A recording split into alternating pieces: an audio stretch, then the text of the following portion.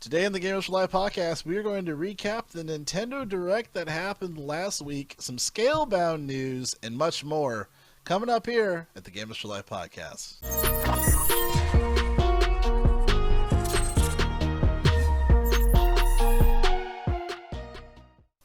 What is going on, guys? Welcome to the Gamers for Life podcast, where each and every Saturday we're discussing all things games. I'm one of your hosts, Jerrell. With me is my co-host, my right-hand man, and my still celebratory Rams fan, Arthur. What's going on, dude?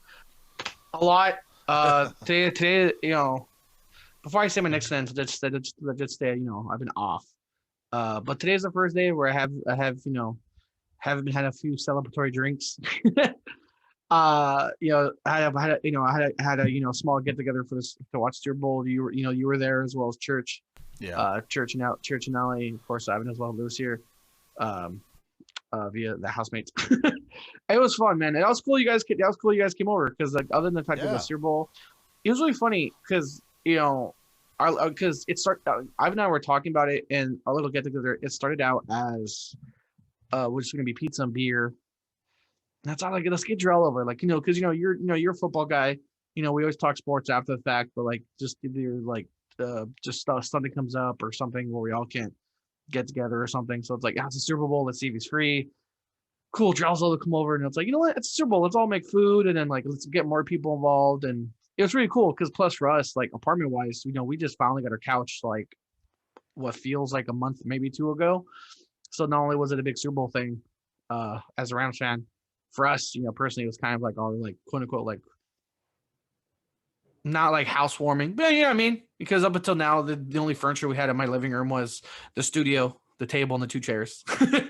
Yeah. But dude, man, I called it. Like literally, drunk me called it. I remember playing the video, Marriage Raw after Rams won the Super Bowl via Aaron Donald, before number 99 ended the game the same way he won the conference against the 49ers. Was drunk me at the opening game of SoFi and Stafford and the Rams, the season opener. Welcome to Cali, Stafford. We'll see you in February. So it was really fun. Really fun. Again, had a decent number of like leftover snacks and beer that have been finding a home in my stomach. And I didn't catch the parade only because it was too early. It was too early. Yeah. Like, why?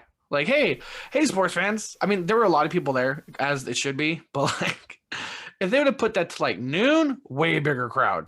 Yeah, absolutely. And so, which, as you know, for those of you that have seen the clips or that watched the the Rams Super Bowl parade, when it comes to said drinks, I was not the only one partaking in them.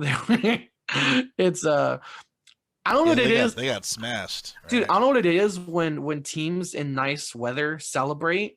Like like last year was the whole Tom Brady being quote unquote divisive when he threw the Lombardi Trophy across to a different boat. He's like, I had some margaritas, sorry. And I liked the interview with Gronkowski about that. Said it's like, whoa, yeah, we've been celebrating in Boston in February for years, and now we're in Florida. This is awesome. So Stafford's been been spending his last 13 Februarys in Detroit. Welcome to sunny California, man. It's 9 in the morning. It's 10 in the morning. Fuck it, get drunk, wear a t-shirt. Fuck it. But so I've been having a good interesting week as a Rams fan, and now I'm not looking forward to the off season. I feel like is this what people feel like when they get into a show like Game of Thrones and they have to wait for the next season? Is this what that feels like? This is exactly what it feels like, Arthur. It's such a daunting task because you're like, okay, what else can I get invested in that I can kind of give a shit about? Baseball season's around the corner, but it's like, but yeah, exactly. So, cheers to the Rams, obviously. And thanks for having me over. That was a really fun time, most definitely. Being able it's just really dope energy, some cool people over eating, watching the game. It's good stuff. Yeah, got a lot of food, got me drinks. I definitely like the real talk we had. They're like not talk, but the real moment we had. It was like, hey guys, look, we're about 30-ish, over 30. It's like third quarter. We had a lot of food, a lot of beer. Anybody want some Tums? Just saying. Yeah, you guys got into my bag. I'm like, oh damn, yeah. like real talk, man. Heartburn and antacid's a fucking thing, dude. Yeah, it's been hell. And you know, if any youngins are watching, like, man, what are you talking about? Just watch.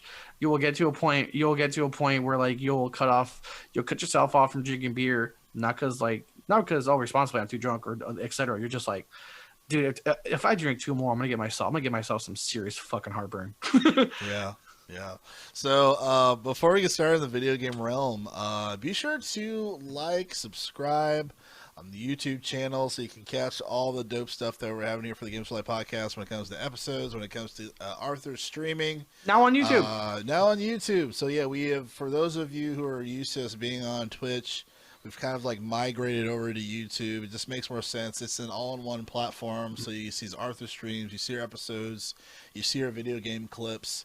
So this is kind of the home right now for Gamers for Life. So be sure to subscribe on the Gamers for Life channel so you can check out the Gamers for Life streams. And then for anything else when it comes to the audio podcasts and whatnot, you can go to linktree.com/Gamers for Life, the number 4 life. So be sure to do that. And here at the Gamers for Life podcast, we read the news while you can watch or listen to what you choose by clicking on the links to the time code within the description of the episode, so you can choose what you want. Or if you just want to listen to the whole or watch the whole thing, you can do that as well here in the Gamers for Life podcast. A little bit of housekeeping notes today, Arthur. Not too much. We didn't have an episode last week, so obviously we do kind of want to talk about a little bit of this Nintendo Direct. Oh yeah. That previously occurred, and to my understanding, they dropped some decent stuff. Did you get the chance to watch that by chance? No. Yeah. I mean, but again, if we want to play play bingo, no new IP. Again, I jokingly shit Nintendo, but again, they hard know their business model. Their fans hard know their business model, and it works. Yeah. That's why, to a point, that's why I lost my shit over that one huge Nintendo Direct. I was like, Bayonetta 3, what the fuck? Yeah, exactly. They're like, whoa. Yeah, definitely. So according to IGN here, just to read off a couple of the things that they dropped and announced, Xenoblade Chronicles 3 has been announced for September of this year, which is pretty dope. I remember when, working at GameStop, there's a GameStop edition for Xenoblade Chronicles for the Wii, and a lot of those collectors, they're actually buying those and kind of flipping them because there's something exclusive in them, and they were up there for a little bit of cost back in the day. Yeah, Sony, on a large scale, I would say, Sony's definitely known for its JRPGs, but Xenoblade Chronicles for a long time on Nintendo has been a highly rated game and series. So I know a lot of people are gonna be excited for that one. Very nice. Continuing on here, we got Mario Kart Deluxe. Looks like you get up to 48 new tracks with its paid DLC through 2023. So it looks like they have a booster course pass. So they're adding some additional courses here for Mario Party Deluxe, which is pretty sweet there. You got Fire Emblem Warriors. You got 3 host features characters from Fire Emblem. The 3 houses, looks like it'll be arriving on Switch June of this year for that Fire Emblem there. Mario Strikers, a game that I definitely remember stocking the shelves back in the day. There's a Battle League that's going to bring a 5v5 soccer action to the Switch. It's funny, Arthur, one thing that I do appreciate as far as their continuity for Nintendo, when it comes to support for the Nintendo Switch, I mean, they're treating it like any other console. You know what I mean? Like, it kind of surprises me just because of how they designed the system where, it's a handheld, but you can also put it in the little dock and put it on the television, and kind of like sticking to that, like not redesigning their stuff, and it seems like people are pretty happy with it for the most part. I'm always curious of how often people are playing via mobile outside of their house, because that's like the one thing that I always laugh about handhelds. Where it's like, and I'm guilty of this too, right? So when it comes to just, I want to buy a handheld so I can play on the go, and then I find myself most of the time I'm playing it's inside my house. So I just find it to be kind of funny. It reminds me of that one commercial that people joked on of, like, someone gets home one Switch commercial. Remember where someone gets home, doesn't make it to the room, they just sit in the hallway. Yeah, that's where the people play their Switch. Yeah, playing on the bus and stuff. Well, I remember the Vita was some place like that. Oh, on the bus to get perfect Wi-Fi. I was trying to look. I was trying to look it up, but sometimes Google doesn't the way it worked the way you wanted to. This 48 tracks thing that has to be like up there with one of the biggest, largest DLCs ever to drop for a racing game. Like in recent memory, I mean, that's fucking huge. I mean, definitely when it comes to from a value perspective too, right? It looks like it's $25. That's not bad. Yeah, it's not bad, definitely. And then I guess for those who are members of the Switch Online Plus expansion pack program, they actually get this for free. So, so if you're part of it already, more value into that, because upon face value, the whole point of that pack is like nostalgia, archiving. You know what I mean? So 48 fucking tracks, that's right up there with them. Yeah, I agree, definitely. One thing I'm kind of disappointed in the Switch that I know you're, I think, on the opposite end of this with me. Star Wars Hunters, the Farmville game. What the fuck? Yeah. That's also coming out for iOS and Android. yeah. I guess it's a super surprise me, but it's just one of those moments. By the way, the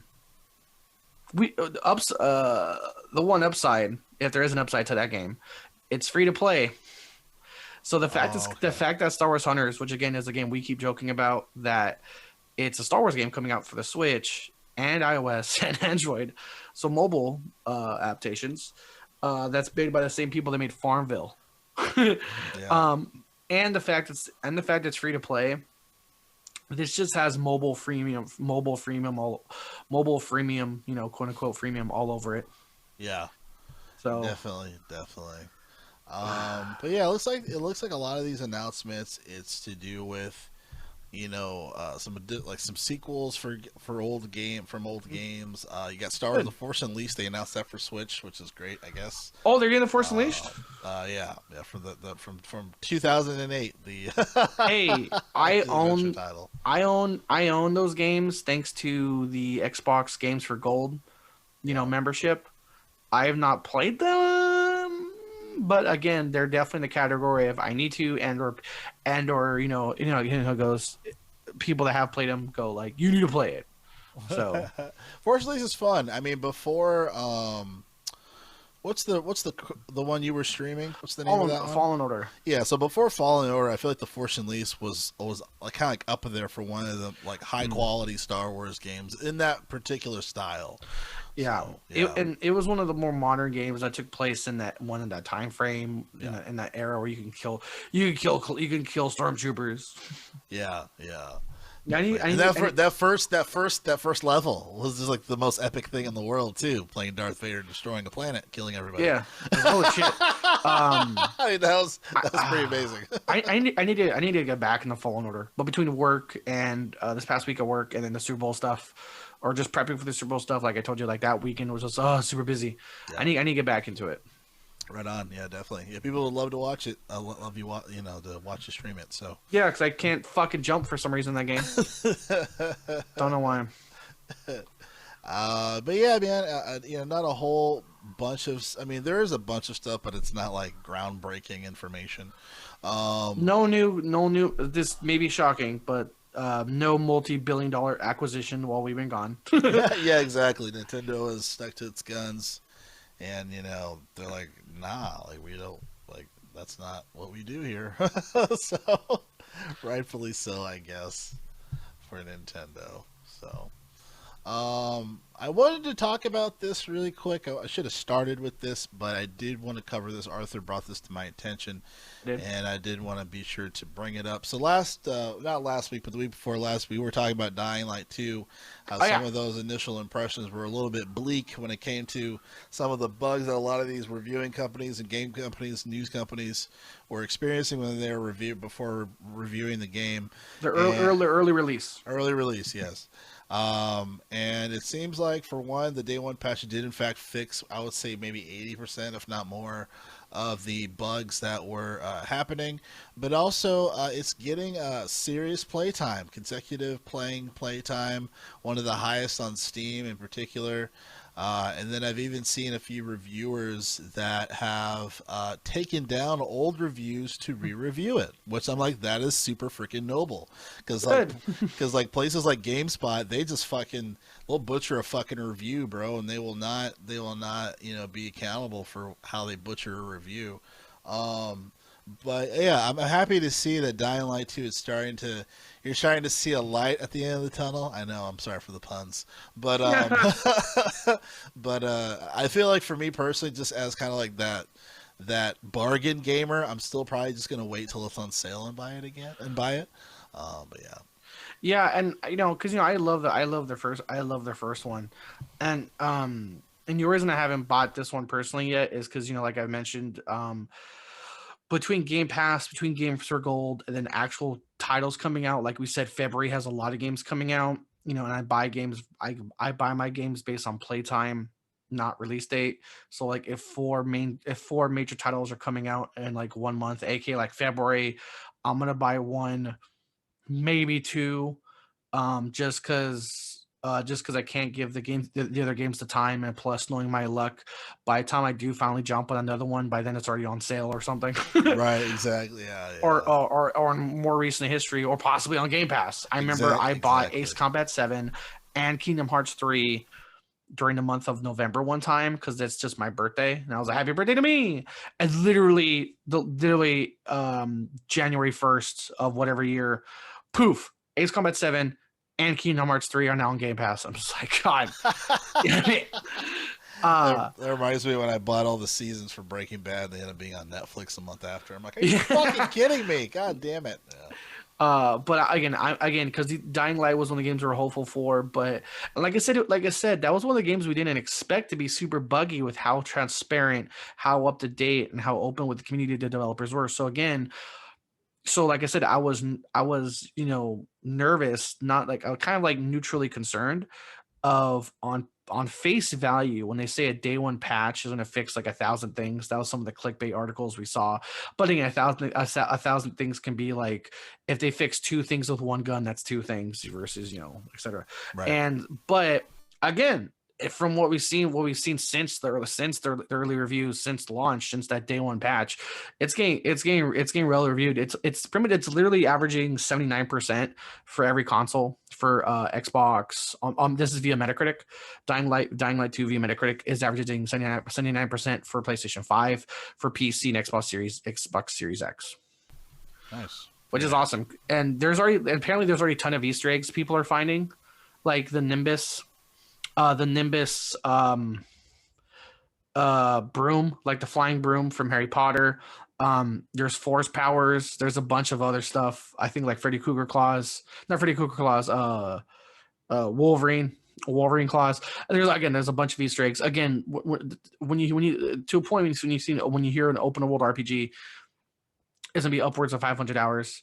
And a game like Dying Light, because the first one had Easter eggs too.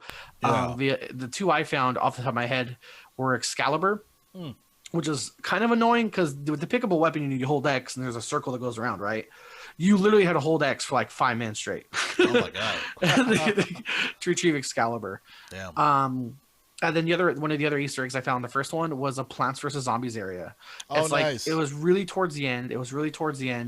And you're like in these mountains, you're supposed to go through like this left canyon, but I'm like, okay, let me go through the right canyon. And there's this shed and a pick of fence, and there's like watermelons. I'm like, what's this? And all of a sudden the zombies and their Dying Light models are wearing buckets and cones. And I'm like, oh, cool, the Plants vs Zombies. That's awesome. So again, as a fan of the first Dying Light, as a fan, of course, I mixed up. Is this Deep Silver or Techland? I mix them up because remember, those are the ones that branched off to do Dying Light and then continue to do the Dead Island. Yeah, I think it is Deep Silver. Let me double check really quick. I forget. It was kind of like a Call of Duty thing. Like some people let Respawn and Activision did their own thing. Yeah. But yeah. So together they made. This is Techland. Techland. Okay. Yeah, I'm a fan of Tech. Yeah, I'm a fan of Techland. I'm a fan of their work. I'm a fan of Dying Light 1. I'm happy. It's getting good reviews. I'm happy that they have fixed. Plus, not this wrong. This seems to be like, at least compared to shitty last year, this seems to be one of the first AAA games, at least, that actually fixed things since their early release. Because that was my initial worry, right? I was like, damn, we're starting off the year with a fucked up game, but it seems like they're like, nope. Because like we joke about it, like Battlefield had an early launch or a quote unquote beta, fixed to nothing. That was my last hope, dude. It's so funny because for those of you who were listening to those episodes from last year when we were talking about it, and I was saying in particular, I said I'm a little worried about Battlefield. I said I wanted to do well. Everything else has been a disappointment, and I really wanted to do well. You know, we were just like, well, we'll just wait and see, and sure enough, it disappointed to a ridiculous proportion that I had no idea that it would be that bad. Like it was almost like an entirely different team, and they forgot how to even make Battlefield in the first place. So I was like, this is the reason. And to your point, it's like this is the reason why I feel like a lot of gamers do not pre-order. You know, They do not pre-order. So you know, they really. I can't remember the last time I have pre-ordered a game. It's been a long time. I can't think of the last time I pre-ordered. I think the last time I pre-ordered a game with money, and this actually might be the same with you. Which in the long run, I don't regret my decision because I'm so happy for that team. I think they did a good job, but they just fell to the wayside for the end game stuff, which is not the worst thing. But Outriders from people can fly. I paid full money for it. I don't think I pre-ordered it, but I did pay a full $60. Definitely. Same. And one sec.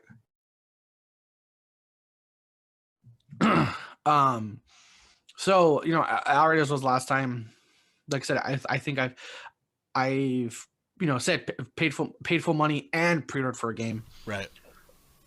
Because I have quote unquote pre-ordered a game, but a lot of it that was like Game Pass. You know, hey, this is gonna be on Game Pass day one. Actually, no. For me, Far Cry 6. Oh, okay, yeah, okay, yeah. Far Cry 6. But again, you know, with the shit show and the large picture that was the last year of let's just make these games, release them not working at launch, fix them as they come out. You know, speaking of that, there's quote unquote breaking news, a new update for Cyberpunk 2077 for next gen consoles, and I'm just like, I'm gonna wait for 2 more years worth of patches. Like, again, for more reasons than one, that just gave off Fallout 76 vibes, and like Fallout 76, that game was really not fucking playable in my opinion till 3 years after launch. You know, it's funny. I still and this is to solidify your feelings about the game. You know, I was on the Instagram, you know, via Gamers for Life, and I posted something about Starfield. And someone was like, "Man, I hope it's not going to be another Fallout 76 situation." And I was like, "Hey, Arthur's not alone." Because he was like, "Man, the whole bag situation was fucked up." Dude, exactly. I was like, "Well, Arthur's not alone because he's worried about that too." So you're rightfully so. So you know, after last year, and Dying Light shaky but recoverable launch, we can say. You know, I wonder how much pre-order is going to be a thing moving forward. Yeah. And a quote, a partial rebuttal to that is say, well, Arthur, betas and early releases are more of a thing, and I can say, well, those don't matter anymore because look at all these games that had these and they didn't fix anything. Yeah, or they took things away, right? I remember Battlefield, there's some things where like this was in the other beta and they took it away for this. Like, yes. Dude, Battlefield took away a scoreboard and took away extra points for a headshot. That's like multiplayer FPS 101. Yeah, a fucking scoreboard. Oh, and you got to kill. Oh, we got to kill for you a headshot. Here's extra points for you. No, and that's the thing. That's the thing when it came out. And that's the thing that hurt me so bad because that was my favorite. That was one of my favorite aspects about Battlefield. Is against all these shooters. Battlefield was the one game where you felt like you were leveling up or like on the leaderboard really high up for doing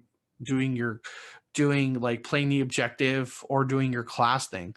Again, me, my friends, Caleb, Ivan, and Victor, we still play Battlefield 1 and we still laugh fucking laugh at these people to get like 60 kills, and we'll get more points than them with like 5 kills, because we're constantly healing people, we're constantly fixing vehicles, we're constantly resupplying ammo. Victor's on a horse, just constantly giving out health and ammo, stabbing people with the lance. And like I said, people will get 60 kills in Battlefield 1, and we'll get more points than them with single digit kills. That's Battlefield to me. Yeah, definitely. I wanted to talk about something before we go into Scalebound. This is kind of my theory regarding to Grand Theft Auto 6. So earlier this year, I guess earlier this year, the first of this year, they were talking about Grand Theft Auto 6. I was like, hey, like it's in development, you know, they're working on it. And I was thinking about this, right? Because we've been bitching about GTA 6, rightfully so. As far as like, where the fuck is the game? What the hell? You know, it's been like almost 10 years. And constructive, vulgar criticism. Yeah, constructive, vulgar criticism. And I had a thought, I had a theory, and this might upset you, and I hope I'm not right, but I feel that I might be. I think they're making another GTA that's going to span across 3 or more console generations again.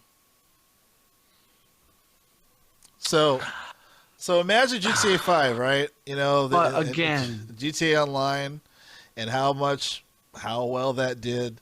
GTA 5 is still making millions of dollars a month still, 8 years on. Imagine the reason why they're taking so long to make GTA 6. They're not money. Exactly. They're not doing Profit. it every year again. They're doing it to be a console generation span profit deal. Yeah, they're not taking their time because they're not taking their time because it's hard to make it right. They're not taking their time because games take long. Yeah. No, they're taking a long time because, oh man, these checks are nice. Yeah. Ooh, do we really have to put in work for another game, guys? Yeah. You know what I mean? Yeah. It's like, again, look at their servers. Their servers were shit for years, and again, it wasn't a money problem because they were the most highest grossing, IPs of our generation. And again, one person fixes it over 2 days and gets a $10,000 check, and poof, almost overnight, their server load times are increased by 70% by one person. Right. So the reason it doesn't upset me as much is I forget if I mentioned this before, but I'm officially on team. I don't give a fuck about Rockstar anymore. I don't. Like, I'm neutral. I don't hate them. I don't like hate them, but I don't love them. So it's like good news, bad news. I'm just like, yeah, that's the new Rockstar. Yeah. And it's weird. It's weird because this is one of the few cases of like companies changing like goals, or like, I don't say motives, but like almost like changing motives and goals without changing their creative, without like the big creative people without the big creative people leaving the company. For example, when we say BioWare is no longer the BioWare what it was, is because all the people that made BioWare what it was are no longer with BioWare. All these other people that were with Halo or these other companies that made these games, the company, the IPs, what they were, those creative individuals are no longer with that company. But we really haven't seen a lot of creative individuals leave Rockstar. So it's, you know what I mean? That's what's different about this. That's what's different about this Rockstar case. To me, Rockstar isn't the Rockstar we once knew. But at the same time, what makes this different is, like, again, like say, using BioWare as an example, all these creative directors that made Rockstar arguably what it is, they made this company, these IPs what they are, they're still there. So the big decision makers behind the scenes haven't changed. Their motives had, and it's changing in a shittier direction for the industry as a whole, as I mentioned, just to focus on, again, money, just profit, just make a game. It's almost like they did like it's almost like they made like a shitty MMO thing. The more I look at GTA Online, it's like a short scale MMO where they just make it really grindy, or fuck you, pay me to get money to get these things you want. Yeah. It's sad because I feel like it's not even just like from, looking at separate individual companies, like, oh, like this isn't like the BioWare, no, or this is the Rockstar, Yeah. Like this is this is the evolution of the gaming industry right now. Like, this is the trend. It does suck. It does suck where it's, they're choosing profitability over, creativity and just kind of like what gamers would want in games. Now it's about what's trending, what's in algorithmic, wants and used, and what are people using the most. They have so much data now, and now they're just they're kind of going off that. You know what I mean? So I think for the PlayStation 6, 7, 8, the Xbox Series X, S, X, I don't know what naming they're gonna do for the Microsoft. Drill. I'm calling it. I'm calling it now. It's gonna be more green. Wait. Okay, it's gonna be green, and we already have the Series X, right? Hear me out. The Xbox Series, Dos Equis. That would do really well. The most interesting man in the world. Fucking Phil Spencer comes out in that gray suit. Hola. That'd be hilarious, bro. But the only upside I have hope for, not to talk about the Super Bowl too much, but mentioning that fucking amazing halftime show is if we get more Dre, Snoop, NWA, or now Snoop owned Death Row Records stuff in the GTA 6 stuff, because as I mentioned, true. Dre's new album is like part of the Rockstar GTA, their music line, whatever. I know you have a better terminology for that. Yeah, so there's a label company within Take-Two, right? And that's what Dr. Dre signed.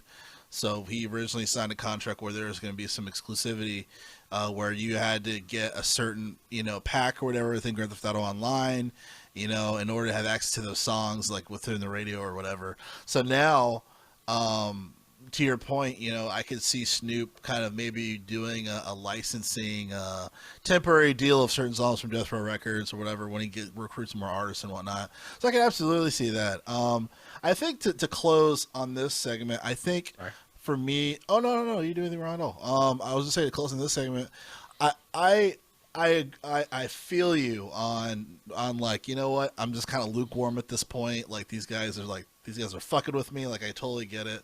I think for me, if they can make a quality campaign, still, then I won't, I won't bitch about it, just because for GTA Online, I don't really play it anyway. Like I never really got interested into it. I played it a few times, but not necessarily to the extent. The same with Red Dead Redemption, right? Like if they had a shitty, and it's funny because I feel like that was a great example, because they tried Red Dead Online and people didn't play Red Dead Online. Not really. They kept updating it, but Red Dead Online was nowhere near like GTA Online, because most people that played Red Dead Online just wanted to play the campaign. You know what I mean? But they executed the campaign for Red Dead Redemption 2 so well, and that's a game that I need to buy. I still need to play that game. There's a lot of detail, and it's one of those, like, to me, I feel like that's the most committed Rockstar campaign I've seen. Like, just me playing it, I'm like, fuck, this is the West. This is the Wild West. Mechanic wise, is there like a bullet time thing? There kind of is, yeah. Okay. So it's still leaning true to that spaghetti western the Deadeye thing. Yeah. Okay. Yeah. So they do have that, but it's just there's so much detail and there's so much that they apply from a character standpoint, from a geography standpoint, historical standpoint. I feel like it's their most committed game that they've made. Yeah, I definitely need to buy it again. But yeah, so we'll see with GTA 6, man. I want to see what they have cooking up. I feel like you're gonna have a lot of pissed off people, if in fact they screw that up. Hopefully they don't. I feel like people they fucked up their remix. They did, however, they still made a lot of money though. They still came up, and that's what sucked. Well, here's the thing: the reason they came up, because it wasn't people that was continually buying them. It was just how much success they had the first week of launch. I think it's a mix. I think it's a mixed bag. I think it's a mix. I don't think you're wrong, but I think there is a mix. I think there's a mixed bag there. I remember with how pissed off I was with how pissed off I was at GTA 5 and just how long they're fucking just milking that goddamn tit. Yeah. I called it. I was like, look, I'll be happy if you give us remakes. Oh, boom, they give us remakes. Fine, I'll shut up. I was man my word, and then they fucked it. We're like, whoa, remakes that work. Yeah, like wait a minute. like how, like they fucked it. Like how? Yeah. Just like, and again, because because when I heard there were bugs, I was even a little hesitant myself. I'm like, okay, we have a lot of nostalgia for PS2 games, but hey, remember, PS2 games are fucking buggy. So when I heard of these bugs, I was like, okay, are they like, oh look, a car floated, now it's back kind of bug, or like the game's in the game is now becoming in the unplayable category? Yeah. And once I saw how much, not just of one game, but all three were having a lot of like into the unplayable category, I was like, what the fuck, man? Yeah. And then pluck, like, even aesthetic wise, it wasn't even that much of a remake. It was just like, I remember as an apology, because remember at the same time this happened, the same time this remake dropped, they took off the original IPs from the store. So you couldn't buy the original Vice City. You couldn't buy the original Grand Theft Auto 3. You couldn't buy the original San Andreas from the stores. Yeah. So a lot of people don't want to go back to there because they're like, okay, this isn't, like, even graphic wise, this isn't really an upgrade. And of course, playability, mechanic wise, not a fucking upgrade. Let's just go back to the originals. You couldn't. And so an apology was they put them back on the store. It's like your apology is what? So we can give you more money because we bought your other fucking games. So now we buy your old game to make up for it. Fuck you. Yeah, I'm a little worried about that strategy in general, because I think I've seen that with other things too, where they remove the old version to put out the new version. I'm like, that's nasty. So like, yeah, who knows? Like with just June, dude. All I'm waiting for is June 2023. Help us, Phil Spencer. Your only hope. Every other company is letting us down. Yeah, we'll see what he's got kicking up this year. I will say this though. Again, as a guy that's like neither super hyped or no, like I'm just like in the neutral swamp that Rockstar has put me. I will say this. Something that will make me hyped for GTA 6, because I think they said it's going to be the rumors were like time-wise, like another modern one. Like it may take place, like they said, it may take place in Vice City, map-wise, were rumors, but it won't be like an 80s Vice City. So it could still have the retroness of Vice City, but still like modern-day cars. Well, one thing I know, at least the original fucking PS2s, not so much GTA 5, a little bit, there's a few exceptions, were the different radio hosts, the different DJs. I think it's perfect timing. I think it would be perfect timing just of how, like, the popularity, and again, the Super Bowl halftime show, if they have Snoop as a DJ. Oh, that'd be amazing. That'd be perfect timing. That'd be amazing. That would be so amazing. I miss Laszlo, damn it. He's gone. Oh, yeah. And with all the rumors of GTA 6, remember, what's the one thing we know? Laszlo's gone. Laszlo's gone. That's one of the only confirmed things we know about GTA 6. Yeah. Laszlo is fucking gone. I miss Laszlo so much. Yeah. Those GTA, that GTA 3 chat radio, if I could just listen to that, someone must have that on YouTube somewhere, because that was some of the funniest shit. Like, I was so dying in like just playing the game, but I gotta find that in YouTube. I'm sure someone has it. I think one of the best apples to apples of like Snoop as a DJ I can compare is one of my, like I said, there are exceptions to GTA 5. One of my exceptions of the DJs I like is Kenny Loggins is the fucking host of the classic rock station. Oh, is it KLOS? Their version of KLOS. Oh, okay. Yeah. But I know exactly. Yeah, and just which is funny because two of his songs are in the game. Of course, Danger Zone and Playing with the Boys. Jesus the volleyball thing. But so again, I think they are small when it comes to their DJs, minus the firing or letting go of Laszlo.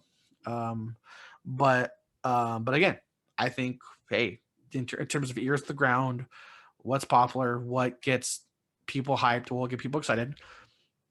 Even just rumors of Snoop Dogg being in talks to DJ one of the radio stations on GTA 6.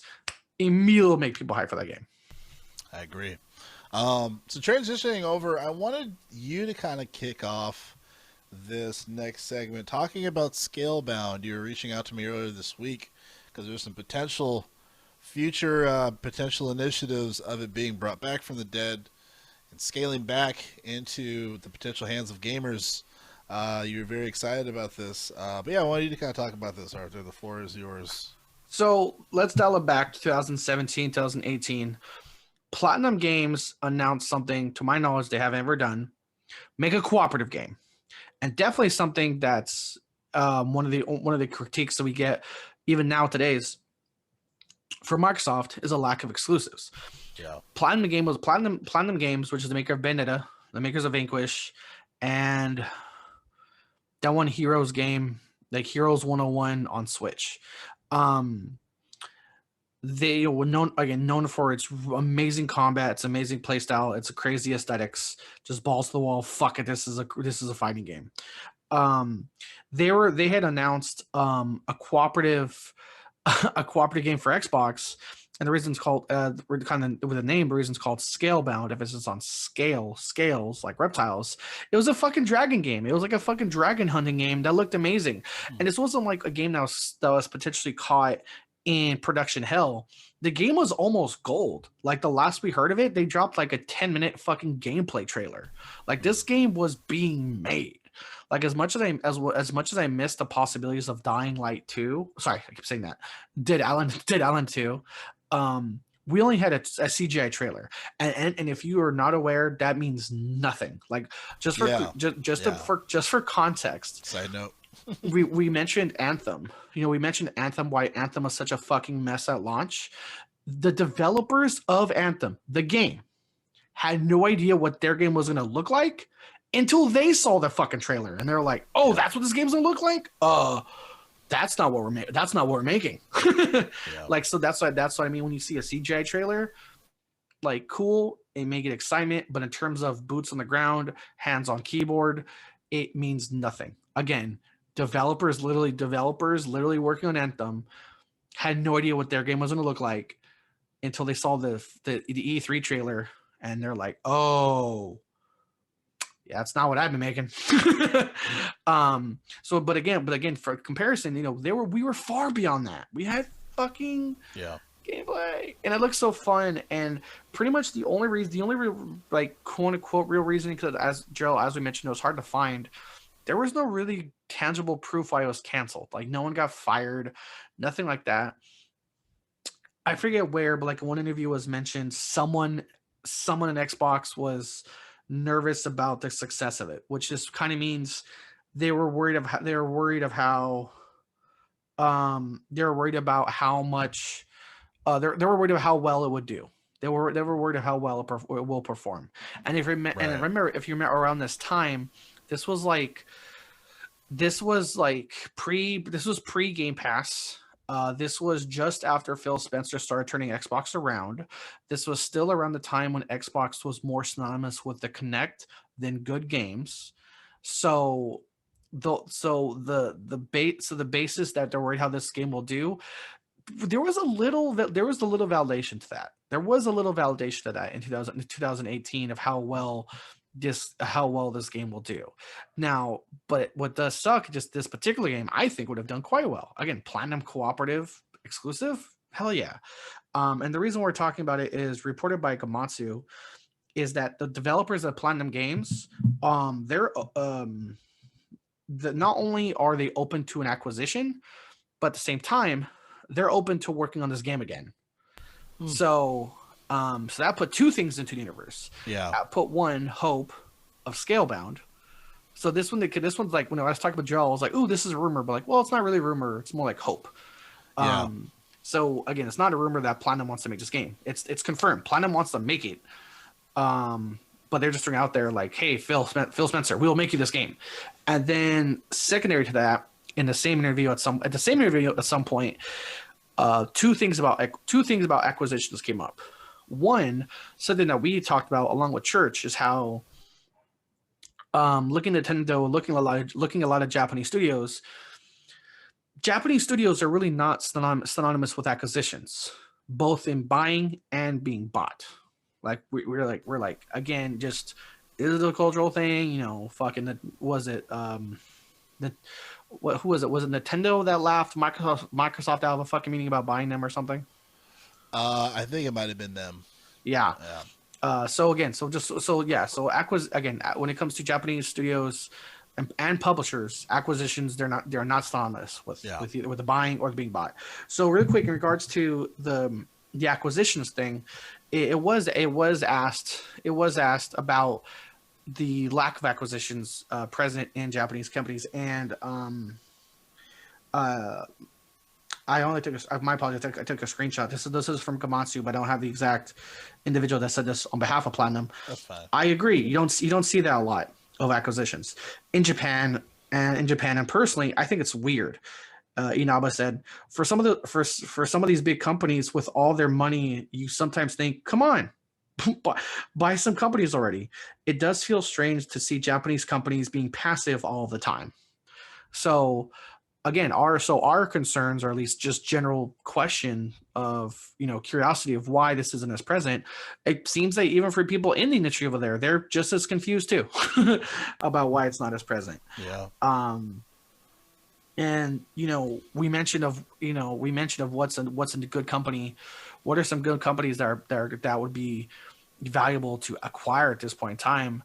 A lot of things we mentioned were Japanese-based companies, From Software, Capcom, Platinum Games. So, my only thing that hopefully does not come from this is PlayStation fucking buying them, and then PlayStation makes Scalebound.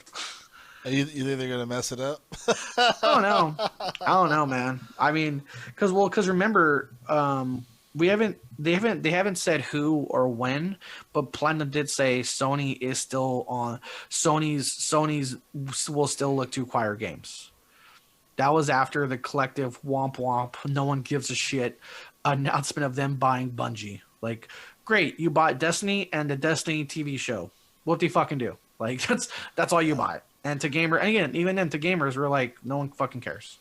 Yeah, there wasn't nearly the same perception as the Activision purchase. And even then, saying they bought it for like 6.8, 5.8 billion, even then people were like, you fucking overpaid. Yeah. Oh yeah. Yeah, exactly. Yeah, and then also the intent of their purchase, right? Because we talked about the last episode.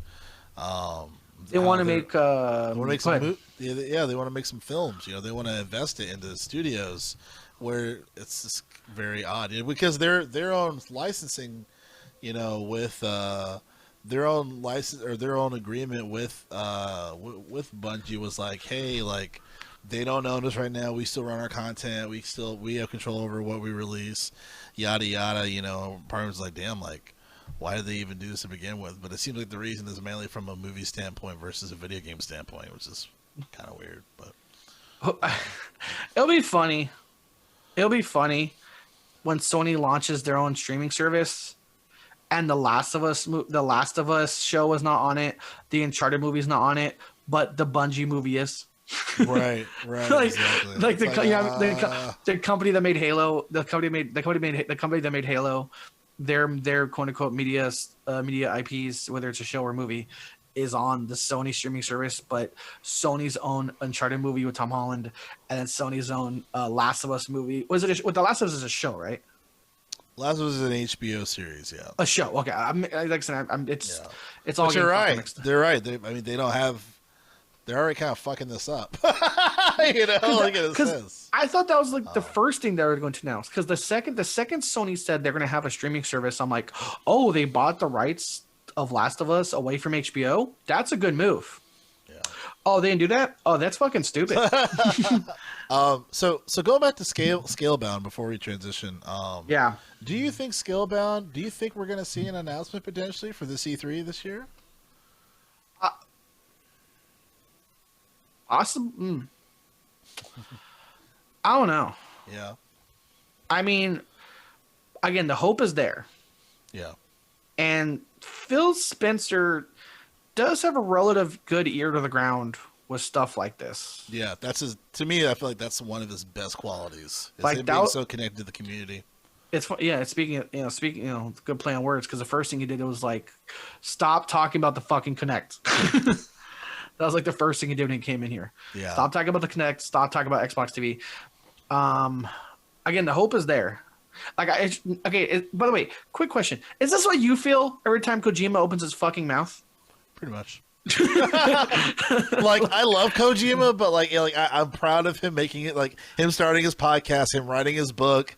Like, he seems to be in his bag. He's got his production studio. I have no idea what's going on with Abandoned on PlayStation 5. I have no idea what the fuck is happening. I'm annoyed with him.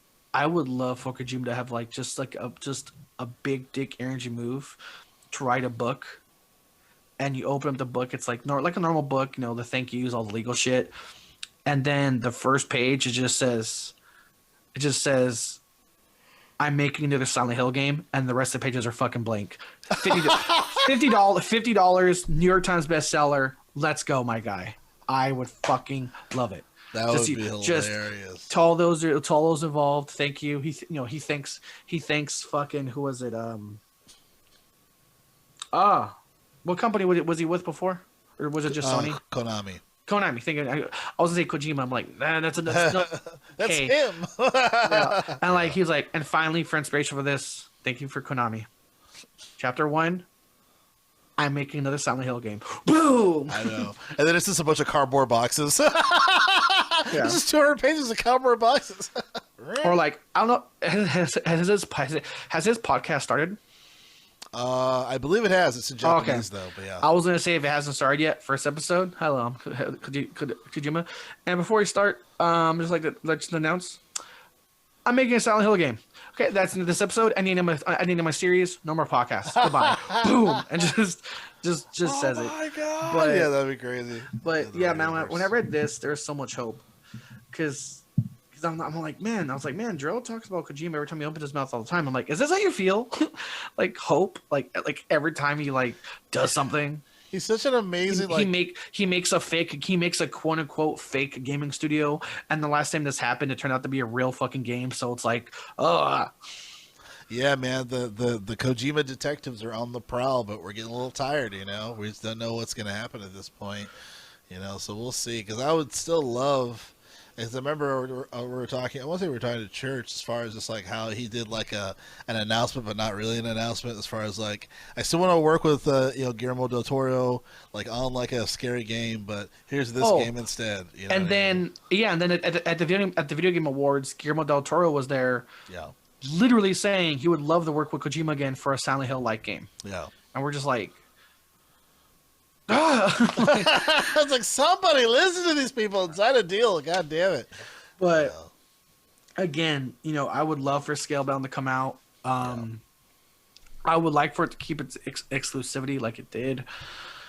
And at least in the rumors thing, for me, a lot of even I'm not the biggest into rumors, at least with Kojima, because they're all over the place. Yeah. But it was interesting how fucking much he was mentioning Starfield, like on his socials.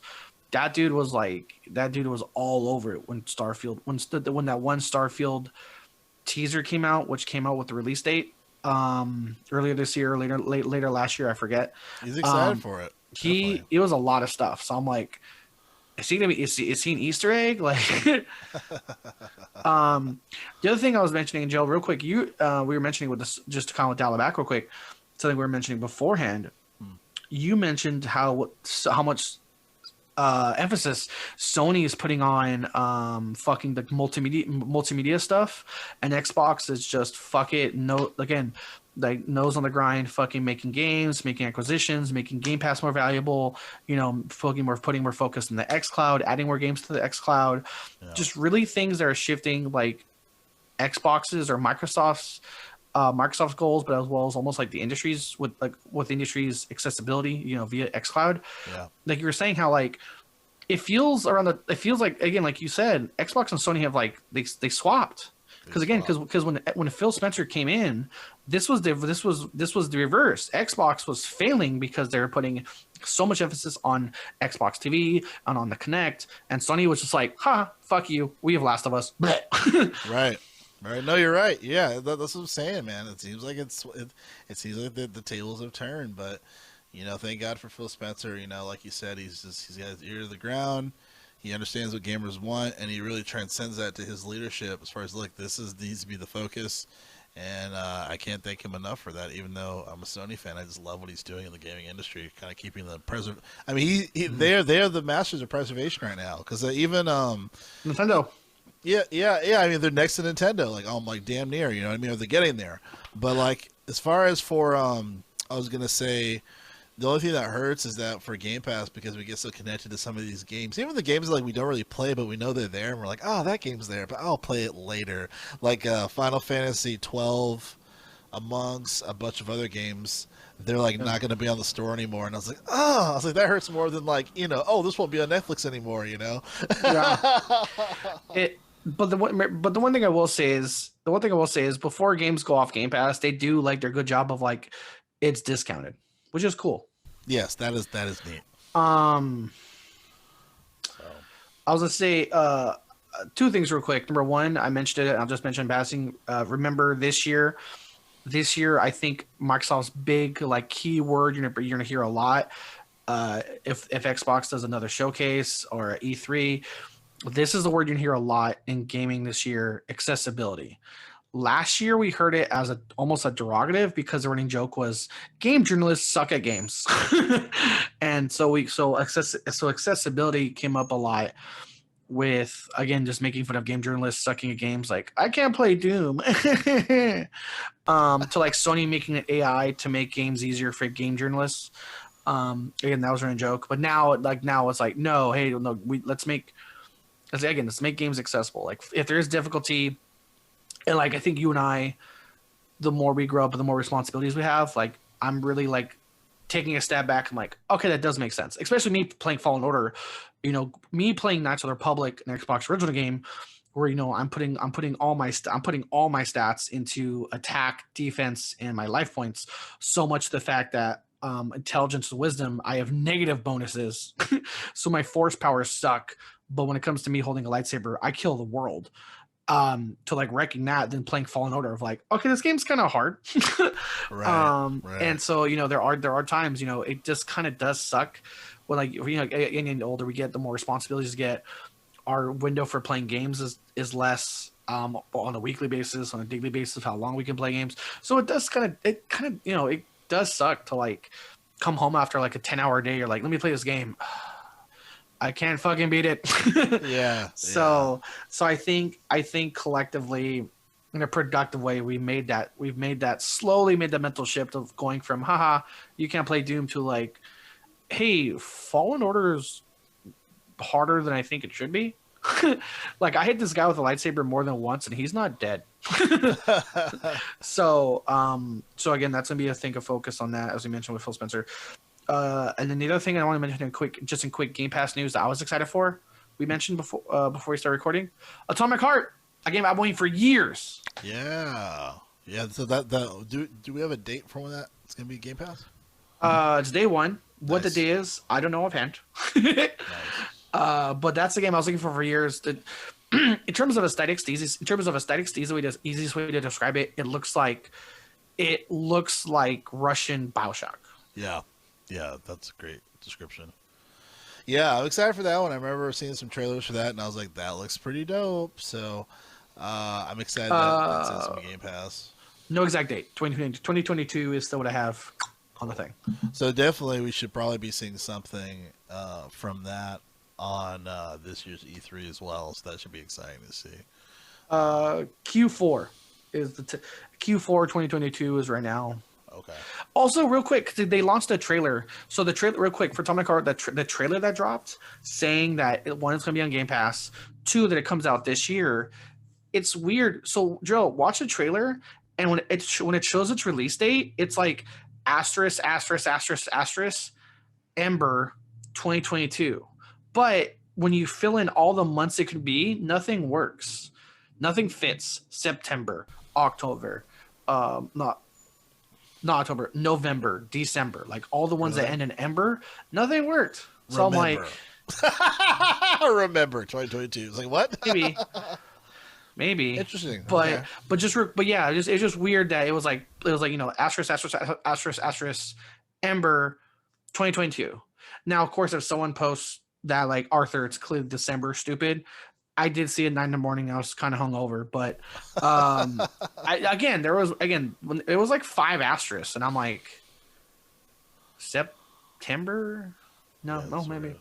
Oh, well, again, it was 9 in the morning. I was hungover, but if I'm wrong, I'm wrong. But at 9 in the morning with hair of the dog, I couldn't figure it out. Well, let's check that out definitely. But yeah, definitely excited for that. Any lasting things, Arthur, before we close out? I was talking to you off air. I bought Sifu, so I will be playing that. I will be playing that tonight. Nice. That'll be one of my goals. Starting that up.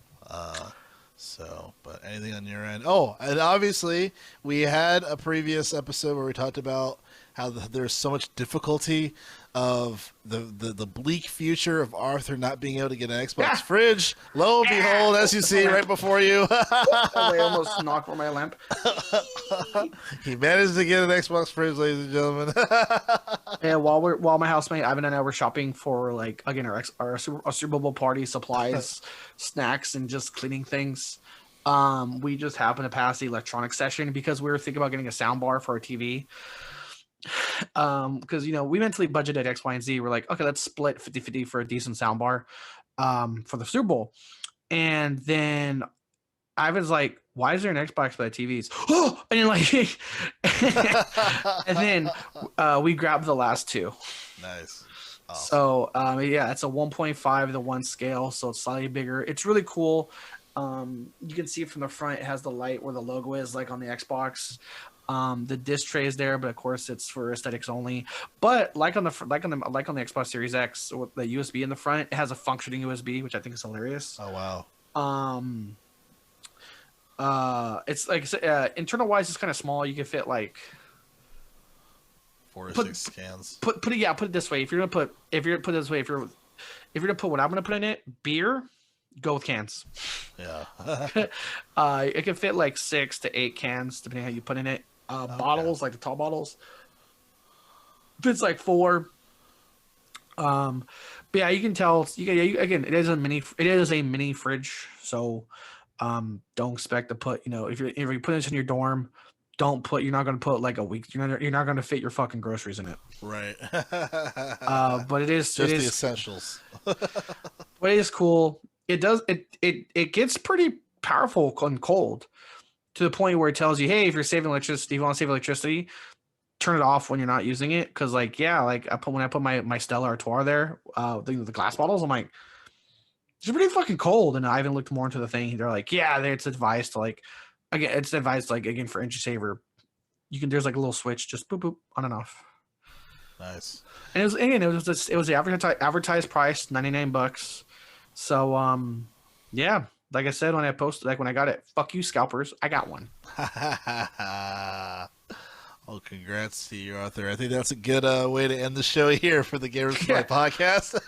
Each and every Saturday discussing all things games. I'm one of your hosts, Jerrell. With me is my co-host, Arthur Thomas. That's me, now with the Xbox mini fridge. All right, guys. Thanks so much. We will see you next week. Bye.